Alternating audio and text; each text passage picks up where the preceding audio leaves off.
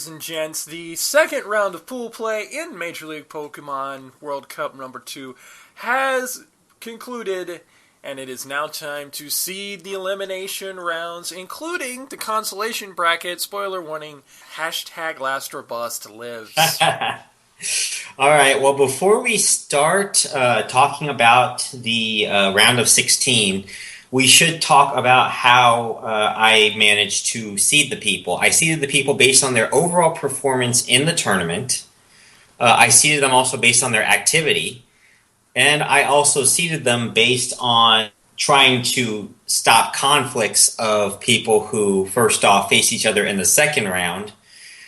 And if I possibly can, try to keep people who face each other in the first round from facing each other, but that was kind of unavoidable. That being said, let's start with the consolation brackets. Before we do that, I demand, absolutely demand, for the sake of hashtag last or bust, that I am the 4th seed in the consolation bracket. Fine. Hang on, I'll change it. So... I have a gimmick to uphold here, man. Yeah. Okay. There you go. I was going to say here that there were 4 people that were in the consolation bracket because those are the 4 that were eliminated based off of being active. The rest of them either dropped midway, or dropped because, or very much, just didn't show up. So, in the consolation bracket, top seed Jason Pennyworth, the leader of the Pure Battle region. He will take on the winner of a play-in game between Nicholas Negron and Jeremy Kyle, who will be battling for the 4th seed in the consolation bracket. Play-in game? But that means I have the possibility to win a game! Ha ha! What are you doing to me, man? But hey, if you lose, that means you really are last place. Just saying. And the 2 seed Delma Nadi4 will take on the 3 seed Julian T. Fleming. By the way, it should be noted, just getting into a little bit of results from the second round. Part of the reason why I'm in this consolation bracket is because I did lose both of the matches that I participated in. One against Isabel, one against the champ, Alex Cohen. In fact, I only managed to take out 2 of Isabel's Pokemon and only 1 of Alex's in VGC doubles. So, otherwise, I got smashed. At least it was a fair smashing. So now I will unveil the bracket. So how do you like the bracket layout that I did? It's very nice. Yeah, I try to make it look very March Madness-y as possible. Get out your brackets, everyone. We're about to fill them out. Now, first things first, the top seed in the tournament is Alex Cohen, the Zircon Region Champion, and the winner of the Hoenn Group. He will take on the 16 seed Akihiro Suki, who was the runner-up of the Kalos Group. 8 seed Victoria Latowick, who, by the way, did a very, very, very good match against Patrick Ilg, upsetting him in this in the final match before the brackets were put up. Battle of Hearts. I have to do that just to tease you, Victoria. She will face the Nebula Region champion Eric Thomas in the round of 16. This will be a rematch of the first round that they had, where Eric Thomas came out on top 1-0. Moving down to the bottom left of the bracket, 4 seed Ramo Alexander Maltez, who, by the way, has done quite well in this tournament and is unbeaten. One of the 4 unbeatens, actually, in this tournament. He will take on Sylvia Gatunitan. The 2 could not find time to battle during the Unova Group's second round, so they will be facing each other in a best of 3. Should be an interesting one there, and they're already starting to make arrangements to face each other, so I'm very excited to see what happens with this one. 5 seed Wayne Trimnall, who started off as the 4 seed, but obviously lost the match, so thus got dropped a little bit. But he did win his group. He will take on 12 seed Kevin McAdams, who finished a runner-up after Charles Ortiz dropped out of the World Cup. Now we'll go to the top right of the bracket here. 2 seed Dylan Kisaragi, who, again, one of the 4 unbeatens, just smashed through his first and second rounds without any problem. He will take on 15 seed Brian Griffin. And the 7 seed, Eric Burkhalter. And I know, Eric, you have been wanting so badly to find out what seed you were. Here you are, man. 7 seed, Eric Burkhalter.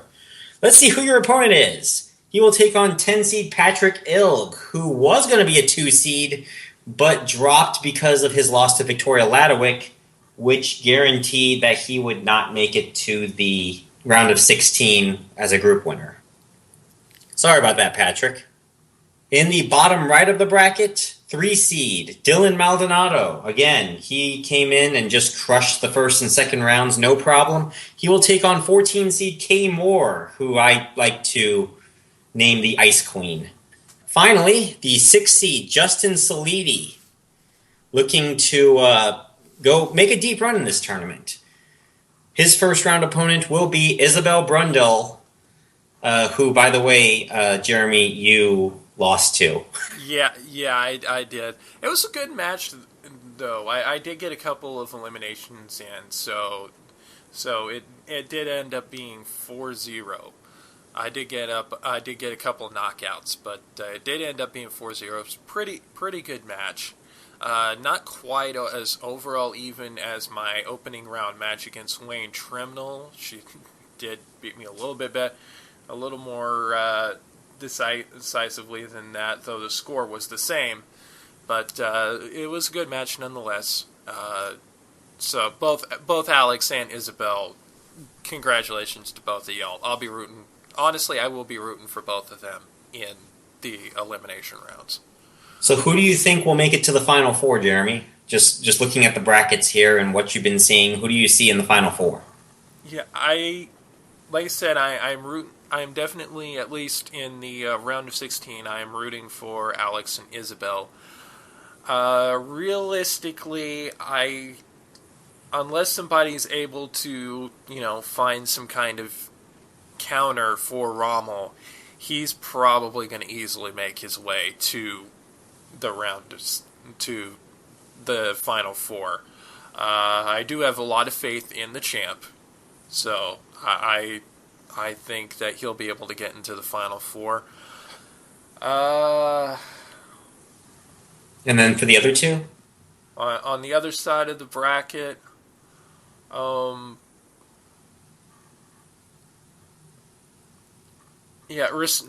lot of respect for Wayne. I have a feeling he might. Wayne is in the same bracket as Rommel. Yeah. On the other side, I don't know. I really don't. I honestly think that the 2 seed and 3 seed pools there are a lot more open than on the other side of the bracket. I really do. Yeah, I don't like really making predictions very much in my own group, but if I had to choose, I think it's pretty much going to be Alex. I honestly don't know how this one was going to go, honestly. This really could be anyone's game. I mean, even Alex can be upset, honestly. But this looks like a really interesting bracket, and I really like the chances of everyone here making it to the next round. By the way, as far as Victoria's upset over Patrick goes, once again, I am going to very arrogantly take credit for that because of what seems to be the trend whenever we interview someone from Major League Pokemon on our show. They come on our show, and they win their next big match. In this case, Victoria won the Battle of Hearts. Oh, jeez. So that is Major League Pokemon news. By next week, we should have news of possibly a Final Four, maybe even a champion. We'll find out then. Last or bust. Last or bust. Last or bust. By the way, all consolation matches are only one game. All of the round of 16 matches are best of 3. So you will get that stuff on your Facebook group. That is Major League Pokemon News. All right, coming up next, we're going to do some cleanup work from E3 in the games section, including some more information on some of the games that we highlighted in our E3 special. Hey everyone, this is David. Like what you hear? Check us out on the internet at casualmodepodcast.com, on Facebook at facebook.com/casualmodepodcast, any one of our social media links, and of course, click on the little subscribe button below. Thanks!